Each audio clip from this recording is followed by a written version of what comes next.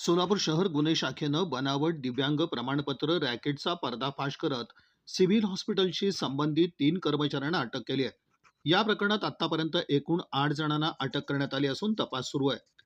पोलिसांनी दिलेल्या माहितीनुसार बनावट आधार कार्डाच्या आधारे दिव्यांग प्रमाणपत्र मिळवून दिल्याप्रकरणी गुन्हा दाखल करण्यात आला होता।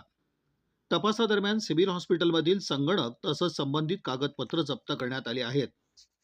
या प्रकरणात अटक करण्यात आलेल्यांमध्ये सिव्हिल हॉस्पिटलमधील वरिष्ठ लिपिक वसीम शौकत खान, वरिष्ठ लिपिक सागर गोविंद राजपूत आणि निवासी वैद्यकीय अधिकारी डॉक्टर सतीश भाऊराव कनाके यांचा समावेश आहे। तपासात 1 जानेवारी 2025 ते 30 जून 2026 या कालावधीत सिव्हिल हॉस्पिटलमधून एकूण 3714 दिव्यांग प्रमाणपत्र जारी करण्यात आल्याचं समोर आलं असून त्यापैकी 8 प्रमाणपत्रांबाबत अनियमितता आढळल्याची माहिती पोलीस आयुक्त एम राजकुमार यांनी दिली। या अनुषंगानं आता पुढील तपास सुरू आहे।